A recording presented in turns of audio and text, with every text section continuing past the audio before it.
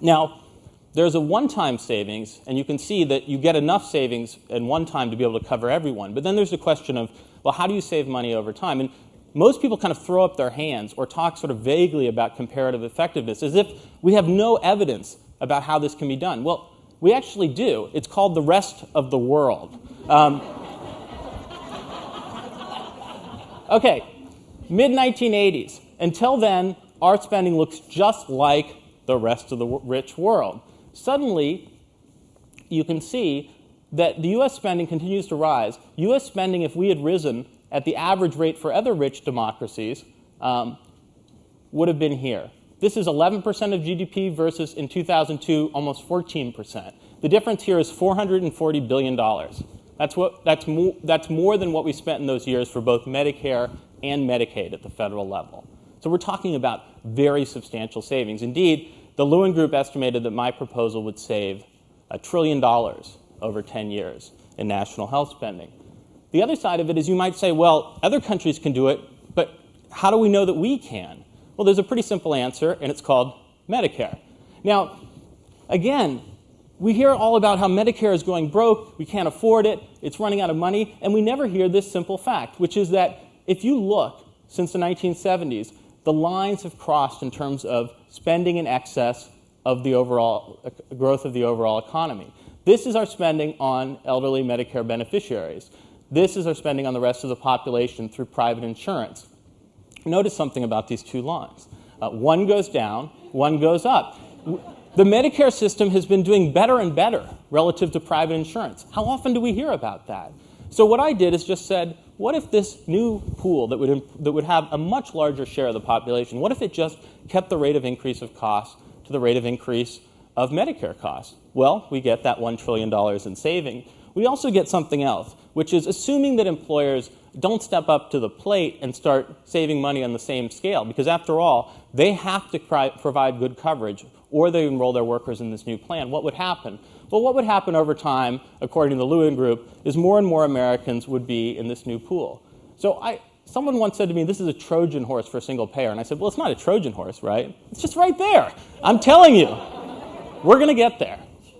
Over time, slowly, but we'll move away from reliance on employment-based health insurance, as we should, but we'll do it in a way that we're not going to frighten people into thinking they're going to lose their private insurance. We're going to give them a choice of public and private insurance when they're in the pool, and we're going to let them keep their private employment-based insurance if their employer continues to provide it.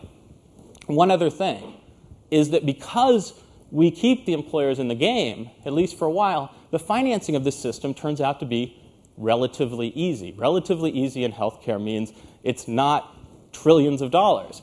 Let me give you the numbers, because they surprised even me.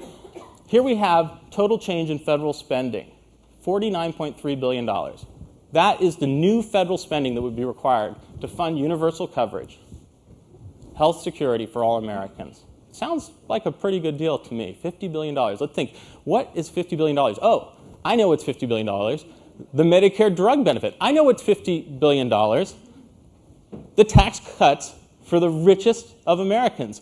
And I know it's $50 billion. It's 1/4 of what we spend on tax breaks for health insurance today, most of which goes to those at the top. So $50 billion is a pretty good deal for coverage for all Americans. Well, that sounds so logical. I'm sure that it's going to happen as soon as I can just get someone in Washington to listen to me. But of course, we know the fight's going to be long, hard, and difficult. And so I want to tell you about a coalition that's being created, the Healthcare for America Now Coalition.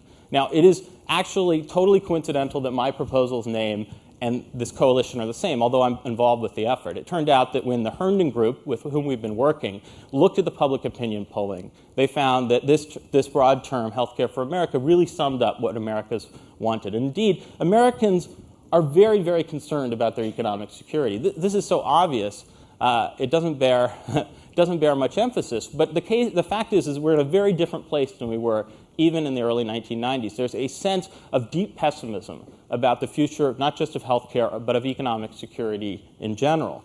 And Americans are also highly supportive of having the federal government play a role in expanding coverage, at least in the abstract. When you ask beneath the surface, they tend to split fairly evenly among competing approaches. And the two approaches that seem to be highest for them are no, not health savings accounts. They really don't like those.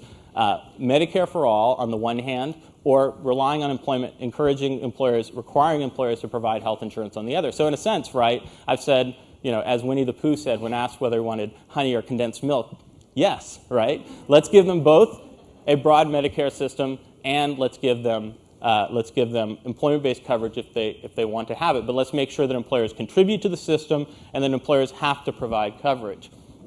So with the Herndon Alliance's thinking, with some of the broad principles that are embodied in my proposal, the Healthcare for America Now Coalition has started with $40 million in money to spend on advertising to make the case for change. Our first priority is to show that we cannot rely on private insurance to deal with this problem, that private insurance will fail us. We cannot just mandate that people get it. We have to have a public insurance plan competing alongside private plans. And so we're going to make that case, and we have a very good spokesman. Last night I got the pleasure to see John Edwards. Well, his wife, Elizabeth Edwards, has been our key spokesperson, and she's an excellent spokesperson. She made quite a stir. I thought she really hit the nail on the head when she said that both John McCain and her would not be covered by Senator McCain's health proposal. I thought that because, after all, they have a pre-existing condition, and I would guess if you think about it, how many of us would not be covered under any proposal that allowed insurers to decide who gets coverage and who does not. So, Healthcare for America Now is out there, and it's pressing for a broad approach. It's not trying to detail the legislative specifics. Rather, it's trying to make the case for change, because this has to be a broad movement that brings all of us in. And I was really reminded of that when, after I wrote a piece for the LA Times op-ed page, I got this note. And I get notes sometimes, but usually they're from other people kind of like me. That is, health policy experts, academics. And this was from someone who said, I've never written an author. I Googled your name, and I just want to tell you that I think you've got it completely right. Corporations and the government are not looking out for our interests. And then she said this, which I thought really summed it up best. She said, I'm sick of working for the economy. I want an economy that works for me. And it's not a very profound idea. It's pretty simple. An economy that works for people like the Dorsets, an economy that works for Felix Meshke, an economy that works for all of us, because ultimately we are all in this together. So thank you very much.